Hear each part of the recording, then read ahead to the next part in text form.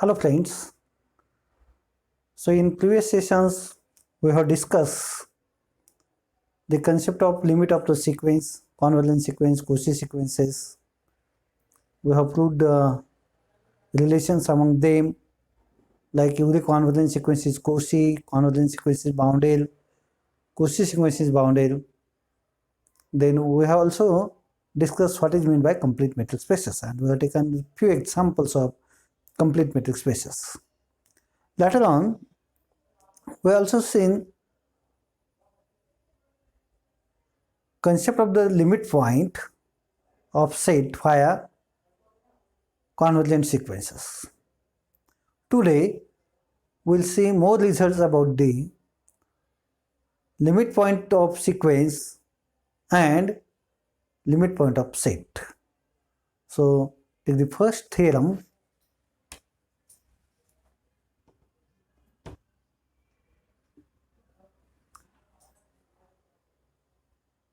Let Xn be sequence in metric space Xd such that Xn has limit x. Okay. So let Xn be convergent sequence in metric space Xd such that limit n tends to infinity of Xn is equal to x. Let A be the range of sequence Xn. A is equal to range of sequence Xn. What is that? It is nothing but set of all Xn where Xn varies in A. Highlighting the points of sequence has infinitely many terms. If I take the constant sequence 1, 1, 1, 1, 1, then its range is just singleton 1. Minus 1 raised to n equal to 1 to infinity has infinitely many terms. Minus 1, 1, minus 1, 1, minus 1, 1 and so on. But its range contains only 2 points because range is nothing but the set. It is subset of x. It is subset of x. So take A to be the range set of sequence Xn.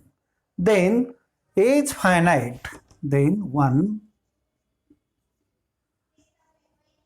A is finite set implies is, if A is finite set implies is Xn is equal to x for infinitely many Xn's. Xn is equal to x for infinitely many Xn's. And second, if A is infinite set,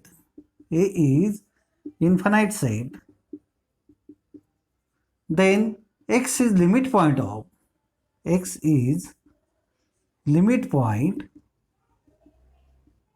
according to me it is nothing but cluster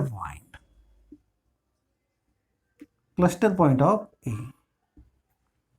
So we'll prove this result. 1. Suppose A is finite set. Suppose A is finite.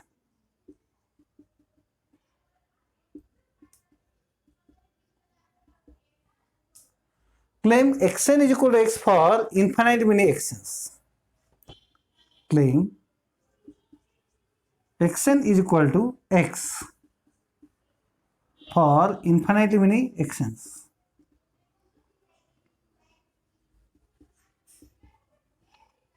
On contrary, suppose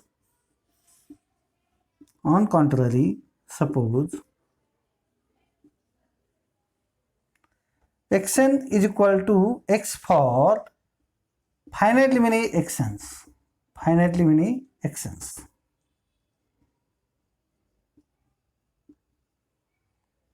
If I assume that Xn's are equal to only x for finitely many Xn, what this implies is, then for any n there exists some n cases that then for any n belongs to n there exists nk greater than n such that x and k not equal to x.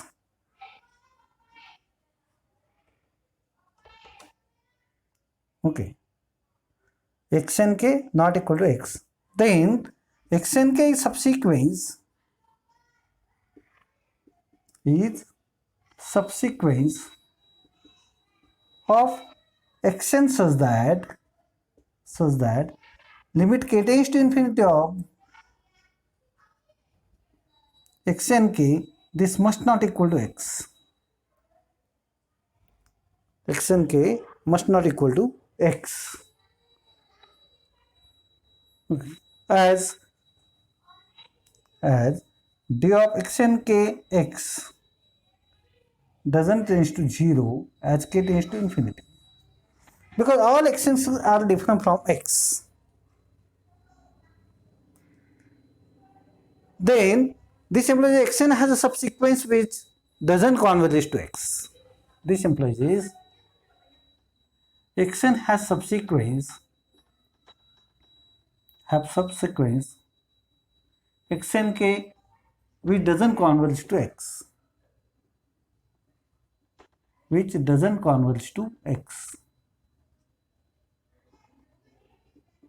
This is contradiction to result that every subsequence of convergent sequence converges to limit of that sequence. Okay, this is contradiction to any subsequence of convergent sequence converges to limit of that sequence. Till we have not proved this result, we will prove this. Okay, so I forget to prove it, so I will prove it. And which doesn't converge to x, therefore our assumption is wrong.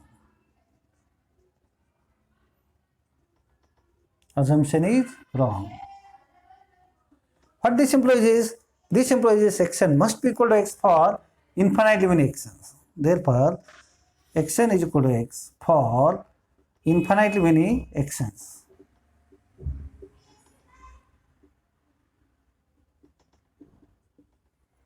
Second, suppose A is infinite set. Suppose A is infinite set. What is your aim? You have to show that x is limit point or cluster point of A.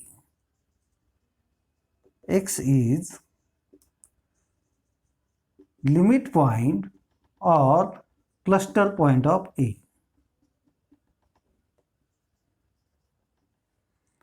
On contrary, suppose x is not limit point. On contrary, if x is not limit point of A, then for some epsilon greater than 0, S epsilon x minus x intersection A must be phi. Implies S epsilon x contain no points of A, other than x.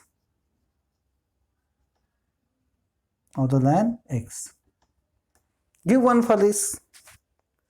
Now,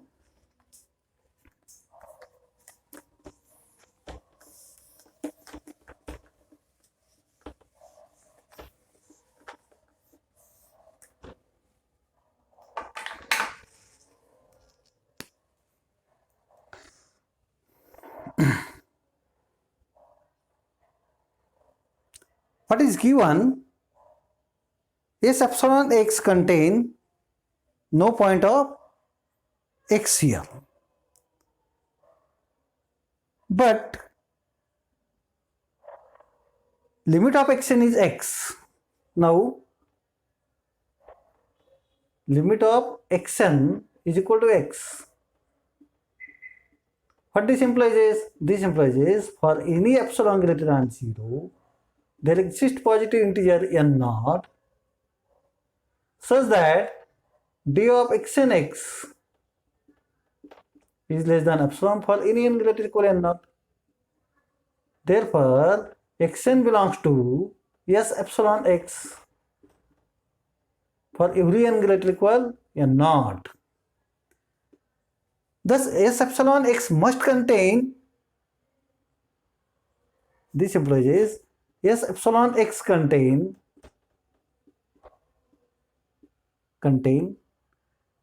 distinct point xn of a other than x, from x, distinct point x of a other than x, as A is infinite set. A is infinite set, right? This is contradiction to 1. This is contradiction to 1. 1 and 2 gives contradiction.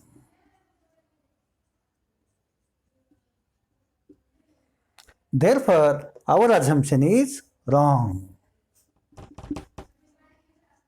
Our assumption is wrong. What this implies is, therefore, x is limit point of A. X is limit point of A. Okay. So, thus, here we proved one more application of convergent sequence for limit point of the infinite set. Limit point of infinite set. Okay.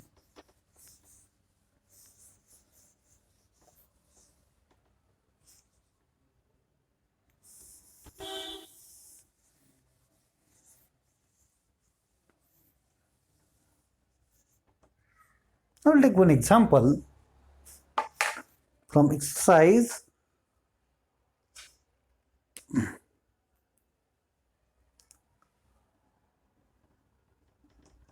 So let XD be metric space, XD be a metric space, and Xn, Yn are convergent sequences in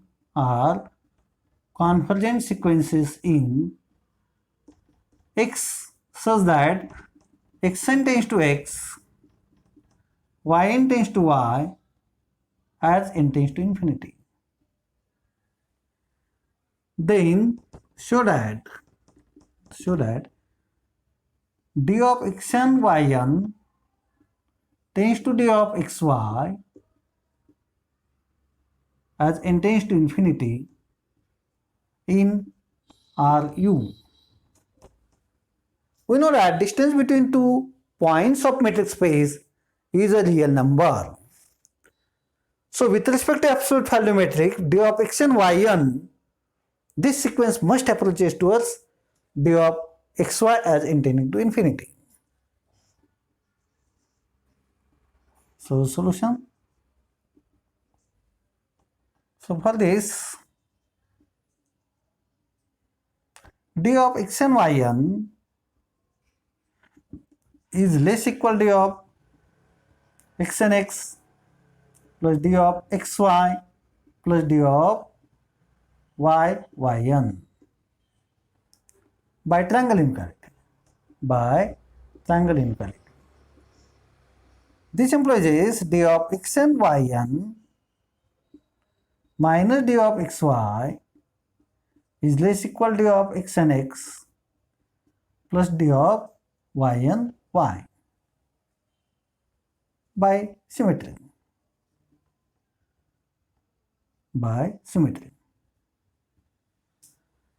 Now interchanging role of x, replacing xn by x and yn by y. Okay. replacing xn by x and yn by y, in 1 we get, what we get? D of xy minus d of xn yn is less equal d of xxn plus d of yn. Okay, and therefore d of xy minus d of xn yn, okay, or minus of d of xn yn minus d of xy is less equal d of xn x plus d of yn y by symmetry. So this is 2 now. From 1 and 2,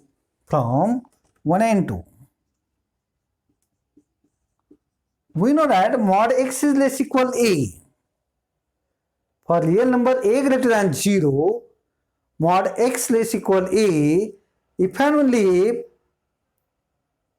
minus a is less than x less than a. Minus a less than x less than a. So, plus minus this term. Plus minus this term. Both are less equal a. Mod x less equal a if and only plus minus x is less equal a for a greater than 0. So, from 1 and 2, mod of d of xn yn minus d of xy is less equal d of xn x plus d of yn y. Okay. Since in R, mod x less equal a if and only plus minus x less equal a greater than 0. A greater than 0. For this, take 3. Now, xn tends to x, yn tends to y, as n tends to infinity in xd implies for given epsilon greater than 0, there exists n1, n2 belongs to set of natural numbers such that, or there exists positive integer n1, n2 such that d of xn x must be less than epsilon by 2 for every n greater equal n1. D of yn y, this must be less than epsilon by 2 for every n greater equal n2. Okay. Okay. From 3 and 4, mod of d of xn x, xn yn minus d of xy is less than epsilon by 2 plus epsilon by 2 is equal to epsilon for any n greater equal n0 is equal to maximum of n1, n2. If I choose n0 is equal to maximum of n1, n2, then fourfold. Among n1, n2, if I select maximum one, then d of xn x is also less than epsilon by 2. D of yn y must be less than epsilon by 2. And then using this in 3, we will get this. Okay. So, thus for given epsilon greater than 0, there exists n0 belongs to n such that mod of d of xn yn minus d of xy is less than epsilon for any n greater equal n0. Therefore, d of xn yn n equal to 1 to infinity converges to d of xy in Ru, set of real number with respect to usual metric, or close open interval 0 infinity with respect to u, usual metric. Okay, so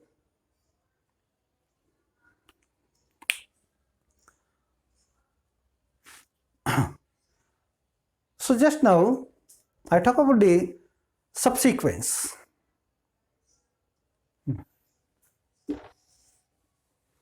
And I have also used one result about the subsequence.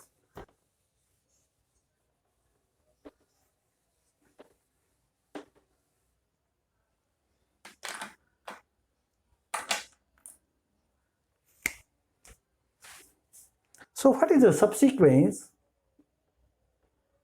Subsequence. Let xn be sequence of points in metric space XD or in any set, and nk k equal to 1 to infinity be sequence of natural numbers such that n1 less than n2 less than n3 and so on. Then xnk k equal to 1 to infinity. We will get xn1, xn2, xn3. Okay. xnk is subsequence of Sn. Subsequence of xn. Now we'll take one theorem. If xn is convergent sequence, if xn n is equal to 1 to infinity is convergent sequence in metric space XD such that limit of xn is equal to x, then it's any subsequence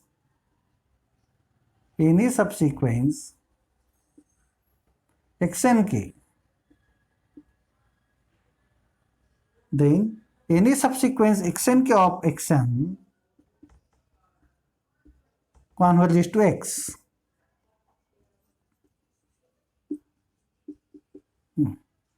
So proof is too simple.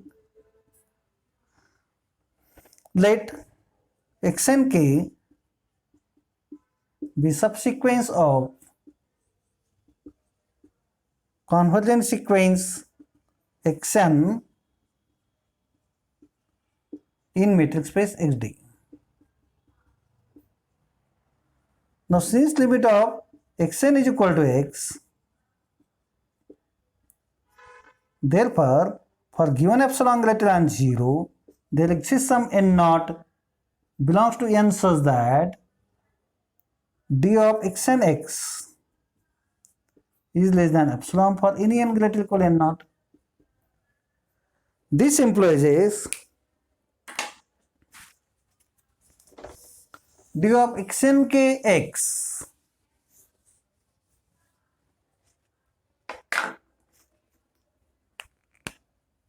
d of xnk x.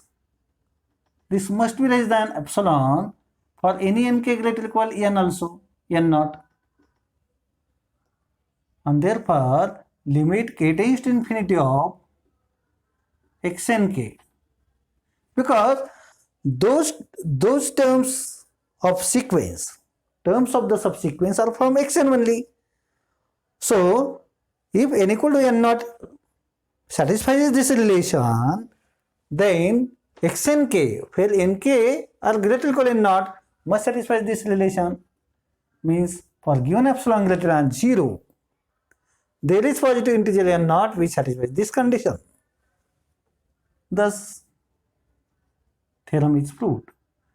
Thus every subsequence xnk of convergent sequence xn converges to x. What is use of this result? if for given sequence xn we are able to find a subsequence which is divergent, or if you are able to construct two subsequences such that their limits are different, then by this result, original sequence xn must not be convergent. This is the good application of convergent this result. Okay, for example in RU, in RU minus 1 raised to n is equal to xn has subsequences x to n is equal to minus 1 raised to 2n, which is nothing but 1 1 1 1 tends to 1 as n tends to infinity, and x2n minus 1 is equal to minus 1 raised to 2n minus 1, which tends to, or this is nothing but minus 1 and so on, tends to minus 1 as n tends to infinity. Therefore, by above result, what this implies is, therefore, limit n tends to infinity of x2n is not equal to limit of x2n minus 1, and therefore xn is not convergent. Because if xn is convergent, then its any subsequence must be convergent and converges to same limit. Okay. So with this discussion, today we'll stop our session here. Thanks for listening lecture carefully. I hope that all of you will subscribe the channel and like its session for motivating me. Okay. Bye bye.